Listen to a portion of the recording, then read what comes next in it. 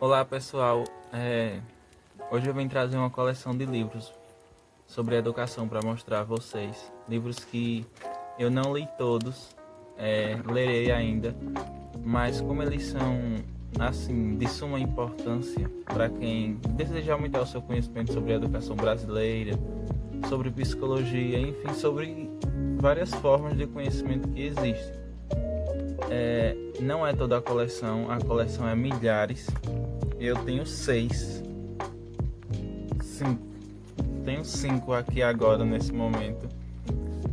Foi essa coleção que o MEC desenvolveu aqui no Brasil para os professores de todas as áreas do conhecimento aprimorarem seus conhecimentos em todos os aspectos, tanto social, físico e psicológico dos seus alunos.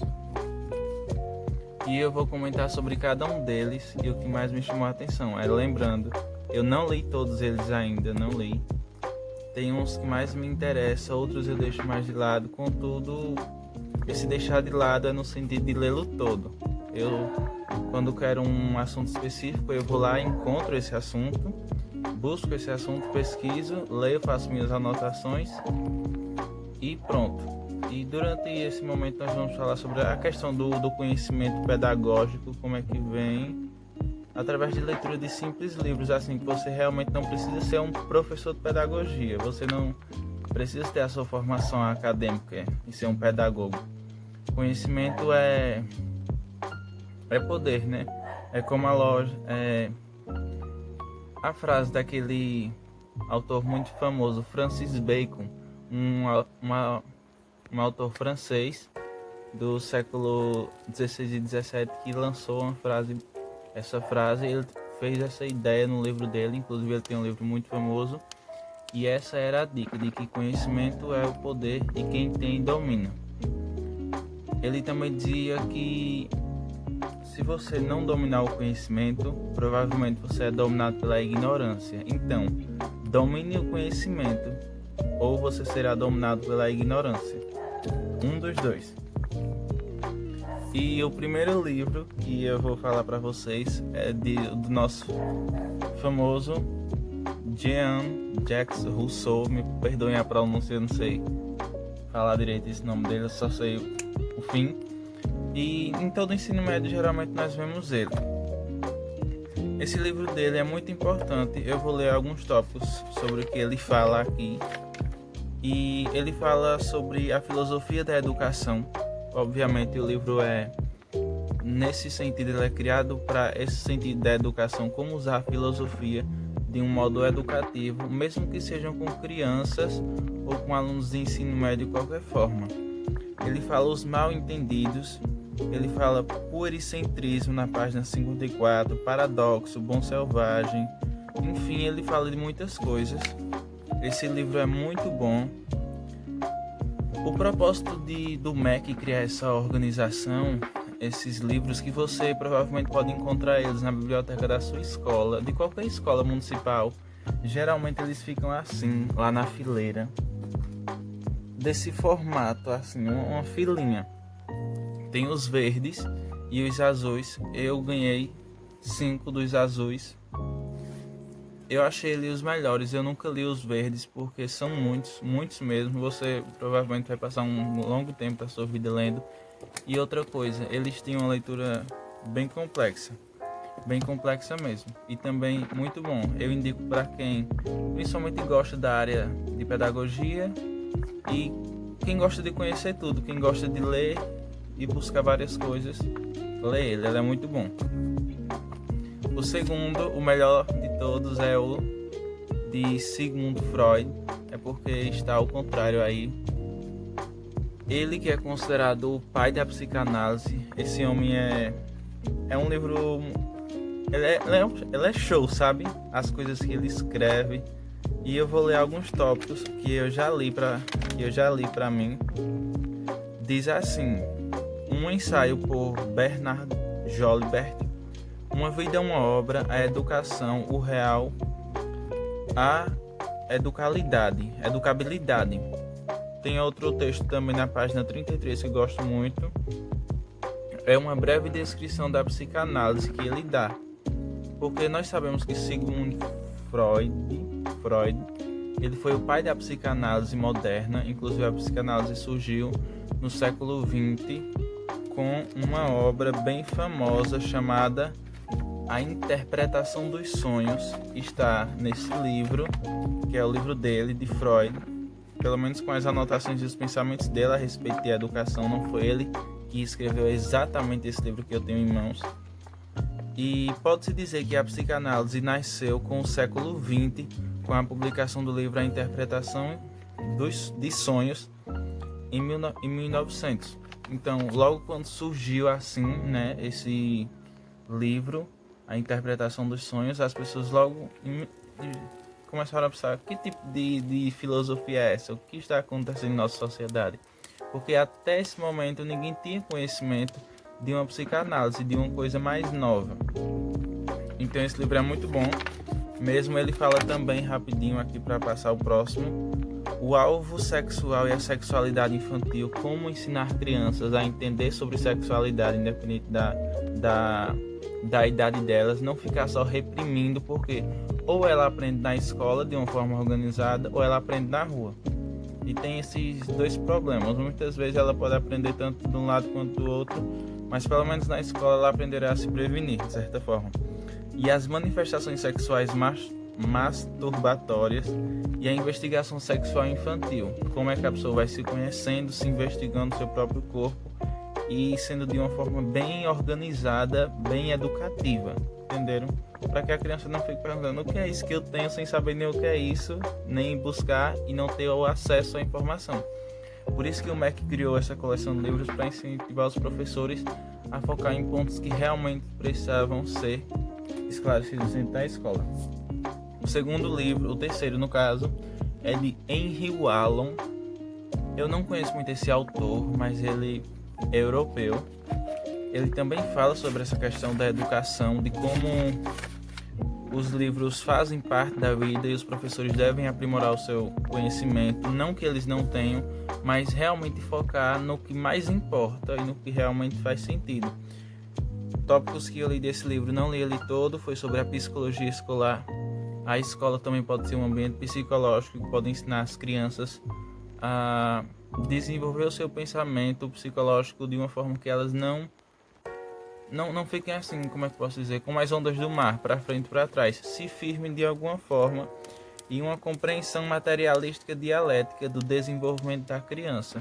Ou seja, não é porque ela é criança que a pessoa deve deixar ela levar a vida do jeito que quer. Não, criança entende também, criança tem mente, criança anda para frente. Inclusive, tem alguns psicólogos que eu sigo que declaram assim: aquela ideia de sempre falar com uma criança de 10 anos como se ela fosse de 2, às vezes retarda o conhecimento da criança. As mesmas que falam miando, basicamente, né? Eu não quero imitar aqui porque eu não sou bom disso, mas muitas mães tratam seus filhos de 10 anos como se eles fossem 2. Nós sabemos que tudo tem etapa. Eu também não posso pegar uma criança de 2 anos e ler um livro desse científico para ela dizer entenda, né? Mas eu tenho que seguir os métodos de idade, que inclusive tem um autor aqui que ele vai falar sobre como a criança vai aprendendo durante o processo de desenvolvimento, e cada idade corresponde a um período de aprendizado. Eu não posso pegar o aprendizado lá de 2 anos de idade e colocar para 12 anos, porque vai dar confusão. Tem que cada criança ser tratada no seu período de idade. Ele fala sobre esses temas, fala sobre o conhecimento, as idades sucessivas da infância. É esse livro mesmo que eu falei, é Henry Wallon. Ele fala dessa questão aí, da criança ser ensinada no seu período. Criança deve ser ensinada aos 12 anos a agir como 12 anos, adolescente de 15 anos como 15 anos, adulto como adulto. Por isso que muitas vezes nós encontramos jovens de 13 anos com uma mente bem pequenininha, e adultos e vice-versa. E muitas vezes encontramos uma criança que tem lá seus 13, 14 anos, que já está entrando na pré-adolescência, não é exatamente uma criança, e tem uma mente de 20, 25 anos, entendem? Porque a questão basicamente os pais ensinam elas no ponto correto. Ela deve ser ensinada na forma correta. O terceiro livro é de Friedrich Hegel, não sei se essa é a pronúncia correta do nome dele. Ele também vem falando sobre um tema bem importante que eu separei para vocês, a moralidade, a questão da moralidade dentro da sala de aula, como é que os alunos eles vão agir de uma forma moral, principalmente em saber que nós estamos numa sociedade, uma cidadania precisa de respeito e que tudo que eu falo, eu tenho liberdade para falar o que eu quiser. Agora as consequências eu tenho que tomá-las também, de todas as palavras, de todos os R's e os S's que saiu da minha boca. E deveres para consigo, realidades que eu tenho para comigo que eu devo assim, como é que eu posso dizer, cumpri-las, não procrastinar. Tem vários outros tópicos nele, ele é um dos maiorzinhos que tem da construção também, é muito boa. Na parte de trás você pode encontrar a coleção de todos os autores que fizeram, deixa eu colocar aqui perto da luz para vocês conseguirem ver o tamanho da coleção. São vários autores daqui do Brasil, pessoas otimamente plenas, gabaritadas. E o último, que é o quinto, é de Celestine Freinet. Esse é um livro muito bom também, é um dos maiores, ele é bem grande, vocês podem ver aqui, ele tem várias coisas. E um tópico que me chamou muita atenção que eu li sobre ele foi a vida excepcional desse livro. Ele fala como os alunos podem aprender a, de certa forma, se realizar com o que tem, se acostumar com a sua realidade e não almejar, não é nesse sentido não almejar, não se desgostar de o que tem. Que seria um exemplo fácil para vocês entenderem. Eu tenho uma caneta, então eu tenho que me adaptar com essa situação aqui. Se eu tenho duas, melhor ainda. Se eu tenho duas canetas e um marcador, melhorou. Porém, se eu não tenho nada, eu tenho que me acostumar com esse nada, ou pelo menos buscar encontrar alguma coisa para que satisfaça o desejo momentâneo, mas não cair naquela solidão intrapsíquica de abandonar a vida e desistir. Ele fala muito disso também. Bem, acredito que aqui tem uma imagem dele, eu estou tentando procurar aqui. Sim, é ele. Celestine Freinet, é esse homem aqui que vocês podem ver. A imagem ficou um pouco vermelha. Mas quem quiser buscar o livro dele, vocês vão encontrar na página 10, porque essa outra aqui do canto é a 11. E é muito interessante a pessoa conhecer esses pesquisadores e essas criaturinhas que criam os livros e fazem a nossa educação, sem que muitas vezes nós nem sabemos quais são os métodos que somos ensinados. Então, desde já eu recomendo muito que vocês leiam, busquem, pesquisem, principalmente sobre a educação que vocês estão tendo e estão recebendo. Inclusive eu também, né? Eu estou terminando o ensino médio esse ano, então nós estamos todos incluídos. Falando de livros, ler livros, eu trouxe uma dica bem fácil, que eu sempre uso também. Quando sempre aparecer uma palavra nova, como usar o nosso velho amigo chamado dicionário. Exatamente isso. E quais são as técnicas que eu uso para marcar sempre quando eu encontro uma palavra nova? Porque realmente, né, século 21, 2020, realmente é um pouco complicado para estar mexendo com o dicionário. Mas qual é o problema? Muitas pessoas não sabem como utilizá-lo. Essa ferramenta aqui, que não é fácil. Esse é o mini e já tem não sei quantas mil palavras. Imagina aquele máximo. Uma vez eu encontrei um lá na biblioteca central da cidade e ele tinha bem assim, viu? Grosso, grande e é muitas palavras mesmo. A língua portuguesa, graças a Deus, é uma língua muito abrangente, é uma língua muito grande, mas não é necessário só conhecer, não é necessário só saber que isso é um dicionário, só saber usar, só usar, é necessário saber usá-lo. E o que eu faço sempre é assim, para memorizar palavras novas e marcá-lo, por exemplo, se eu quero no A, obviamente eu vou seguir essa listinha aqui. Então todas as palavras do A, deixa eu chegar aqui perto para mostrar a vocês. todas as palavras do A, elas só virão até aqui. Pronto, provavelmente aqui já está terminando a lista do A. Aí descendo aqui é B, C, D e o resto das letras até o Z. Se eu quiser o Z, eu já venho para essa última classezinha aqui, o restinho quase de nada, já no final aqui, porque já é o último fim. Além de tudo, os dicionários geralmente eles vêm com nomes suscetíveis de forma coletiva especial, para que você possa aprender, e várias siglas, aquelas que deveriam ser usadas no WhatsApp que nunca são. TBM não existe aqui no dicionário também, mas pode usar, brincadeiras à parte. E ele é muito completo. Vamos dizer que eu li no livro e quero encontrar a palavra. Eu vou encontrar uma palavra aqui para vocês que eu marquei. Foi sobre ocultismo. Aí eu já vou na lista do O. Foi a palavra ocultismo. Sim. Essa palavra oculado, eu queria tentar mostrar para vocês aqui, mas imaginem aqui, todo mundo tem um dicionário aí em casa. Essa palavra oculado corresponde à primeira palavra do lado esquerdo. Acredito que é esquerdo aqui, viu? Se eu estiver errado, me corrijam, por favor.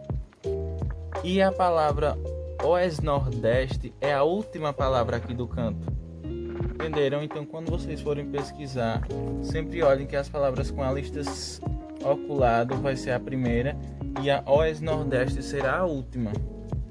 Aqui, queria mostrar para vocês, mas a luz está em cima. E como é que eu marco a palavra? Eu separo, tipo aqui, ocultista, é um adjetivo, é sempre bom saber qual é a classe gramatical da palavra. Ela é um adjetivo relativo ao ocultismo, substantivo, pessoa que se dedica ao ocultismo. Aí tem a separação silábica O, C-U-T, não, C-U-L, T-I-S e T-A. E o que é que eu faço para memorizar essa palavra que não vai entrar do nada assim? Como todo estudante, eu acredito que eu tenho um caderninho desse, que são um dos meus, tem ali alguns cadernos de anotações, eu acho que eu tenho uns 6, e eles são muito bons.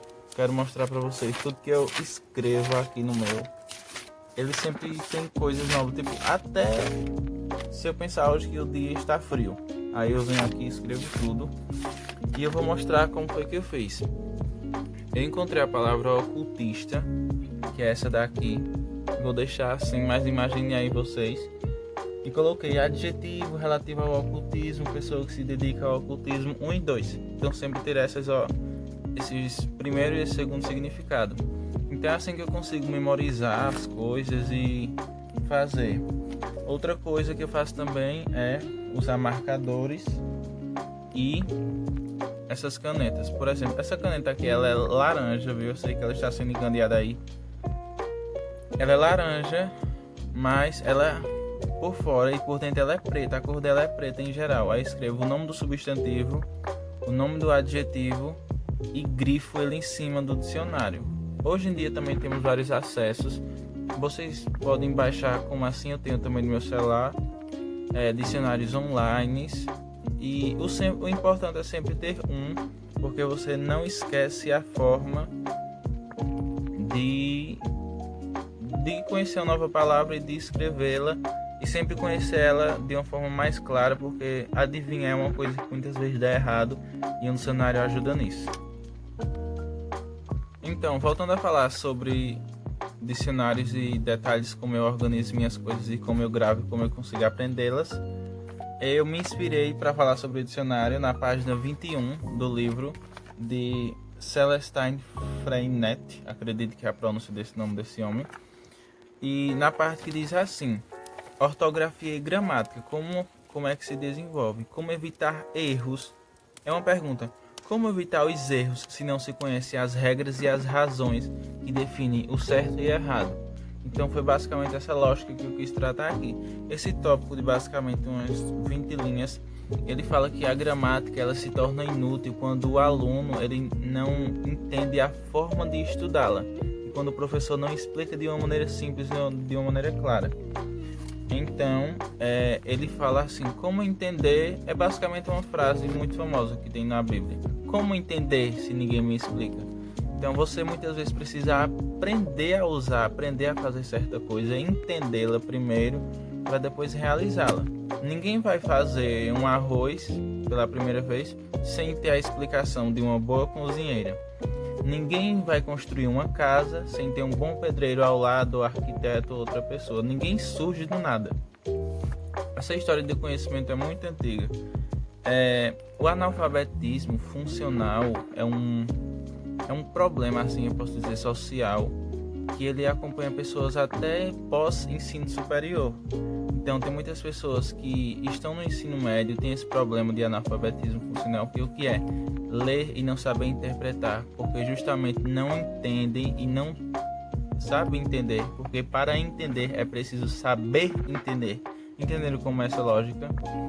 E as pessoas muitas vezes vão continuando seguindo a vida e não sabem interpretar texto, não sabem ler direito, porque na frase vamos comer, vírgula, gente. Ok, agora sem vírgula, vamos comer gente. Vocês entenderam que mudou o sentido, o significado todinho da frase? Então é isso aí, vírgula, ponto, vírgula, tudo faz parte, tudo é uma estrutura sociológica que tem nas coisas. Nós sabemos que cada um tem que ficar no seu ponto. Como eu falei, o povo judeu, eles foram o primeiro, não sei se eu falei isso agora, mas voltei a falar. Eles foram o primeiro grupo na história da Terra a superar o analfabetismo. Eles foram o primeiro. Porque eles entendiam assim que um povo perseguido e um povo que passava por luta perdia tudo, menos o conhecimento. Então, voltando à frase do autor francês bem famoso, Francis Bacon, lembrei o nome dele de novo. Conhecimento é poder. Ou você domina o conhecimento, ou você é dominado pela ignorância. Então, só isso aí. Depois eu posso trazer mais algumas dicas de como eu leio livros, fora esses. Eu leio também livros religiosos, vocês sabem. E como eu marco meus livros e como é que eu escrevo neles para eu não esquecer nunca o que eu memorizo. Por isso que eu uso muito esses espaços em branco aqui do lado. Geralmente meus livros são todos escritos. E como é que eu marco para conseguir memorizar tudo. Então é isso aí. Tchau. Qualquer coisa eu posso trazer mais dicas para vocês.